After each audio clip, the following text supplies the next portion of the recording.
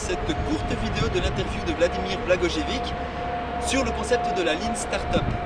Je voulais juste prendre quelques secondes pour insister sur la valeur du contenu et des informations que Vladimir va partager avec vous dans cette vidéo. Si vous voulez créer, développer ou gérer un business, vous devez regarder cette vidéo et appliquer ce que Vladimir vous explique. Vous allez gagner énormément de temps. J'ai voulu couper à plusieurs reprises certaines parties de l'interview pour pouvoir la partager dans un bonus ou dans un prochain téléséminaire, mais j'ai décidé de ne rien en faire et de vous donner toute l'interview. Donc ici vous avez l'interview en entier. J'espère que vous saurez l'utiliser à bon escient. Bonjour à tous et bienvenue dans cette nouvelle interview sur le blog Road to Entrepreneur. Le blog pour ceux qui souhaitent créer un business et vivre de leur indépendance. Si vous voulez créer votre propre business et gagner vos propres revenus, alors vous avez bien raison d'écouter ce podcast aujourd'hui car ce podcast est spécial. C'est le premier podcast d'une longue série qui aura pour but de développer le sujet du livre The Lean Startup. The Lean Startup est une méthodologie qui explique comment toutes les entreprises à succès à l'heure actuelle, comme Facebook, Groupon, etc., arrivent à utiliser le principe de l'innovation continue et recréer sans cesse leur business model pour se différencier totalement des autres. The Lean Startup est devenu un mouvement réel auquel vous pouvez participer. Vous pouvez être sûr qu'il y a un groupe de personnes intéressées près de chez vous qui se réunissent pour régulièrement parler de cette méthodologie. J'ai moi-même intégré un de ces groupes le mois passé et c'est vraiment génial. Et au pire, si le groupe n'existe pas, vous pouvez tout simplement le créer. Aujourd'hui, j'ai la chance et le grand plaisir d'accueillir Vladimir Blagojevic, coach et entrepreneur qui gère le groupe The Lean Startup à Bruxelles. Comme Vladimir parle anglais, je vais parler anglais, mais rassurez-vous, la conversation sera traduite. Hello, Vladimir. Hi. First, can you introduce yourself? So my name is Vladimir Blagojevic. I'm a software developer, startup advisor, and entrepreneur myself. We've recently launched a company and building GrantSnap, which is an internet platform to help entrepreneurs to get funding for their innovations using public grants. Okay, thank you very much. So, Vladimir, we are here to talk about the Lean Startup methodology. And to introduce this subject, we can explain that the book, The Lean Startup, was created to help entrepreneurs not to start a business anyhow. Because creating a business is like all other trades, it's something can be learned. And the problem is that people want to create a business, have idea, but they enjoy their own business and they are facing problems because they don't know how to run a business. And can you give us your opinion on what this book was created? So what I find really amazing about the whole movement, where the book is obviously a big part of, is the promise. Suddenly, as you say, there is a promise that we can follow a certain recipe, a certain methodology, and we can build a successful business based on that. And that's really what is cool. And what the book is trying to do, and what the whole movement behind is trying to do, is to capture what the successful entrepreneurs have learned and to teach us. And you said there's many things that you have to learn as an entrepreneur. And Lean Startup is not about all of them. You will not learn how to market your product. You will not learn how to handle things that are equally important, such as legal and IP. But you will learn one very important skill that is especially important for software startups, and that is to validate if there is a real potential for your business early on. Yes. Of course, it is. I want to talk about the subject on the last session at Brussels, and the subject was how to really talk with customers. And I think talk with customers is the first step to develop a business. If you don't know who your customer is and what they want, you can do nothing. Can you explain how to talk with customers? Well, actually, the first thing I would say that there is one thing that you can still do before talking to your customers, and that is you can talk to anybody who is really willing to listen. And I would really recommend that if you're really in an early stage, Yes. Try to think about the different aspects of your business, not just about a product, but think about things like who is my customer, as you say, what is the problem that my customers is facing, how am I solving that problem, how am I going to make money, how am I going to reach customers, what is my competition, etc. Yes. So what is really important is that you think about these things at the beginning, and then before actually going out and talking to your customers, you can talk to people in your environment, and especially have an opportunity to talk to experienced people who have actually built successful companies. I would warmly recommend to do that, because you're going to figure many things out already in that very early stage. Now, if you are a little bit further and you're really ready to validate whether your idea makes sense, let's say outside your building and outside your office, is then you have to go out and figure out who you're going to talk to. Yes, of course. And you have to figure out what you're going to talk to them about. Yes. And I have a kind of a cheat sheet or 4 questions that I like to ask myself, and that help me figure out who I should talk to and what should I talk to them about. Now, this is based on a very simple idea, and the idea is that, look, you're building not just the product, you're building a complete business. And one thing that you can look at is the business model canvas. If you know what that is, go out on the internet, search for it. It gives you 9 different aspects of a successful business model. Yes. which go beyond the product. Now, I like to focus on 4. And the first one is, do I know my customer and am I solving the right problem? The second one is, my solution accepted by the customer. The third one is, the pricing accepted and can I make a viable business around that price? And the fourth one is, can I reach the customers? These are, in my opinion, the first 4 things you have to, the first biggest risk of an early stage startup.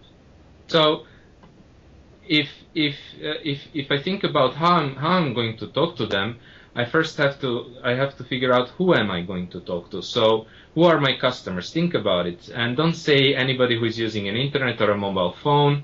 You have to be very specific. Maybe you want to help moms, first-time mothers who are working, so very busy parents who are having a child at their first child and they're overwhelmed.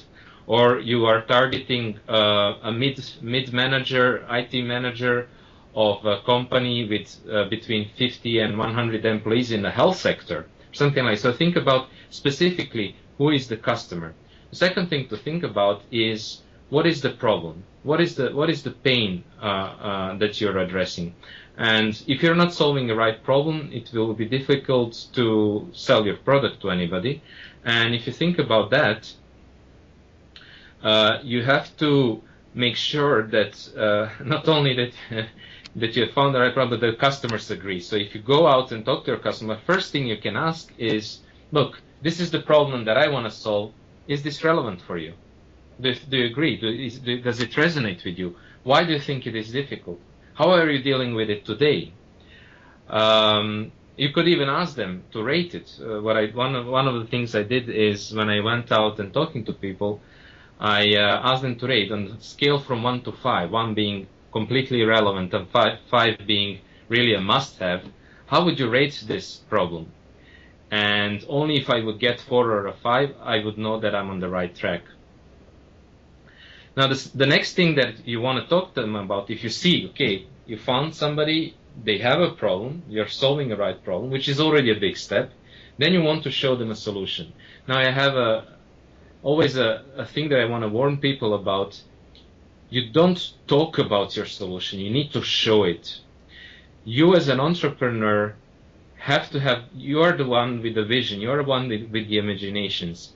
And customers are very smart people and they're already doing their best, but you have to show as close as possible. Best is if you have some sort of mock, at least, implementation of your product, as visual as possible what your solution is, and then basically ask the questions like, would you use this product? Would you sign up and use it? Am I missing something important? Which of the screens, for example, if you've shown some screens, resonate the most, or which of those could you live without? And then if you see that people are really, you see it, typically a conversation that I had at the beginning was about problem, and people would agree on a problem, but they would always say, yeah, but I'm not really sure, I know you want to make a software for it, but I'm not really sure how a software could solve that.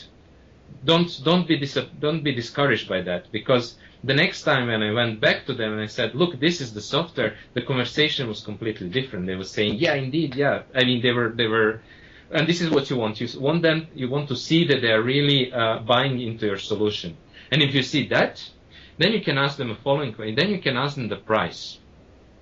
Now, the difficulty with the pricing is that there is a big difference between people saying, I want to buy, I would pay that much for a product, and them actually have to sign the dotted line or pull out their credit card and actually pay it. So it's very limited and what you can learn at the interview. But nevertheless, I really strongly advise you to ask that question.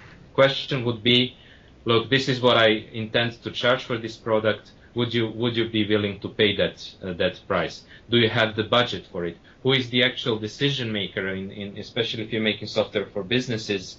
The person who is going to use your software is not the same person who is going to approve the purchase. And this is also what you want to learn as early as possible. And one final thing is that if you know you're solving the right problem, your solution is accepted, you can get paid for it, you still have to find a way to reach your customers. And especially if you want to build an internet startup, a scalable startup, let's say, you want to be able to do that in a scalable way. So it could be face-to-face sales, but what most people are hoping for is some sort of internet marketing. And just saying my product will go viral is certainly not enough. Again, interviews with customers are very limited in how much you can learn about channels, but you can already ask certain things. You could, for example, say, okay, the problem that we talked about clearly resonates with you. Did you actually already search for a solution for that problem? Where? How? You say via the search engine. Which kind of keywords did you use? So you could basically try to figure out if the customer would search for a solution to their problem, where would they go? Would they go online? Would they use simply Google? Would they use some trade magazines? Would they ask their colleagues? Would they ask for an advice from somebody? Or do they have an internal purchase department, etc.? So that will already give you some insight into how you can reach the customers. So thank you very much for your explanation. It's very, very, very complete. Yes, what's amazing, very amazing. And I think people don't understand, and it is normal. But when you start a business, I didn't say company, I just say a business. You don't know who is your client, and you don't know you want to sell to your client. And you mentioned something very interesting, is that business model Canva is very powerful with the lean startup methodology. It is something to complete your reflection about who is your client, where are my clients, etc. So I think you said a lot of good stuff, good information. Do you have a tip to give our listener to tell them how to know who their customer are? That's a very interesting question. This is a work in that's a work in progress. It is what you have. This is how you do it in principle. You have to say what is your current assumption. You have to force yourself to think about it and to say explicitly, okay, this is who I think my customers are. And then you want to go out and test it. I mean, there's no other way. It's like if your listeners are software developers and they know how agile development works, it's a little bit like that. You want to create a first version, a first minimal version that you can, and then show it to people. And this is the same thing. This is basically what Lean Startup is. It's applying a similar way of thinking methodology on developing a business. So what you do is you say, who do you think your customers are? Think about it. Then start validating them. How do you validate? As I said, the first thing you do is even just talk to your friends. Talk to people who are experienced. Anybody who is really willing to listen to you, talk to them in the beginning to figure out, is this realistic? Does this make sense? And the next step, obviously, you want to be able to start finding those people. If your customers are, as I said at the beginning, first-time mothers, you want to go out and find women who have just had a baby and talk to them. One point of attention is that if you can't find people who you think your customers are, then you are in deep problems, because how will you find them once your product is ready? So that is already indication that something is wrong. How do you find them? Search in your network, your friends, your LinkedIn connections, but not only in the first level network. What LinkedIn is very good for is to help you find second level connections, so friends of your friends, contacts of your contacts, which is a much bigger network, mathematically speaking, simply. And search on online groups. LinkedIn is also good for that, but also other social networks. For some businesses, it may make sense to just go out on the street. You go to Grand Place and in Brussels, and you just start talking to people. I've seen people doing that and I guarantee one thing. This is a guarantee: you will learn, and you will come back, and you will think differently about your business after doing that. Yes, thank you very much. This is what Eric Ries dealt with validate learning. Absolutely. Yes. In the book, you can find a cycle with a different step, and each step represents how to improve your understanding about your business. And so I've just a last question for you. In the book, Eric Ries talks about why ask yourself the question why is very something important, because this is what allows you to understand your business. Can you explain that? The way that I think about it is that there are two things, two aspects of the five whys. One thing that what I find very important is, as a startup entrepreneur, there is 1,000 things you can do, and 1,000 of advices you will get. And what is extremely important is the focus. What you need to do at any given moment in time, you need to figure out what is the most important thing for my business. And how do you do that? Well, the way that you do that is you basically first come back to the basic idea is that what is a startup all about? A startup is a temporary organization that is meant to validate the business model. In other words, you can treat startup as a research project. You want to learn, as you say, you want to learn about your hypothesis. If you don't think about scientists, what they do is they say, this is my hypothesis, then I run some experiment to validate or invalidate my hypothesis, and then I say, okay, I'm on the right track, so I persevere or I pivot, I change some aspects of my initial assumptions. Now, this is for me always a kind of a driving principle to choose what I should do next in my startup. But this is very difficult in practice. I mean, it's very easy theoretically because you say like, identify a hypothesis and then define experiment. But to do that in actual practice, when you are in the middle of everything happening, is very difficult. And this is one aspect of, I think, the 5 Whys is also to help you analyze what is going on with your business and dig down to the root causes and figure out what is really the biggest risk that should be addressed next. What is the most important thing? The next thing, the second aspect, it is very important, especially in the later stage, is that basically you want to create this well-oiled machine, learning machine. You want to be able to not only learn as quick as possible, but also to respond to what you have learned as quick as possible. And if you're making a software product, that means, for example, being able to fix a bug and deliver it to your customers immediately, or within a day or so. That means that you should be able to, for example, if you have deployed a feature that and you were wrong, that people actually don't want to use it, you want to be able to roll it back.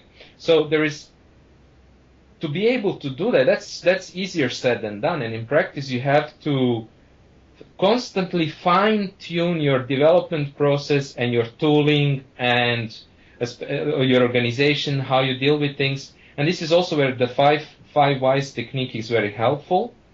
And I think why? Because if you see there was a problem, yes.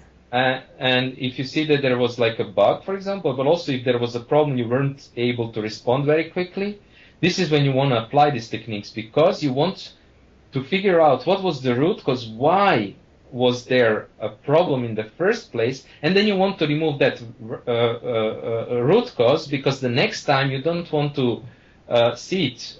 So, for example, it may mean that you will have to automate, or that you will have to introduce more testing, or that you have to, I don't know, use a staging server, or whatever technical or but maybe process solution. Maybe you want to make sure that you will introduce, I don't know, a chat box on your website, so that customers can immediately ask you a question and make sure that it's linked to your mobile phone, so, stuff like that. And now, if you figure that out, with every change, such change that you make, you're making better, you're oiling and fine-tuning that machine that you want to make your business to be. Yes, thank you very much. It's very true what you are saying. Well, it's learning machine. Exactly, it's a good term. Just to finish this interview, if you have advice to give at our listeners, what is your advice to start a business? My advice is do it, but be serious about it. What I mean is that I see a lot of people with well intentions who are dreaming about starting a business, but there is this act of commitment that often is not there. Because you will have to create time, and my roughly estimate is, just to begin with, make sure that you can make at least 20 hours per week, at least, to work on your business, and a path to create much more time. Ideally, you will be able to work eventually between 60 and 80 hours per week on your business at the startup phase, especially. So think about this. This is a very practical question, but it is very difficult for many people to overcome. How are you going to commit? How are you going to create space to do that? Can you find other people and convince them to join you, because that will also help with that. But I think yes, do it. It's a super fun experience. Make sure that you're committed, and if yes, then be very open for feedback. Talk to as many people as you can, and try to follow the teachings of your of this blog and of many other online resources and books on Lean Startup, because that will help save a lot of time.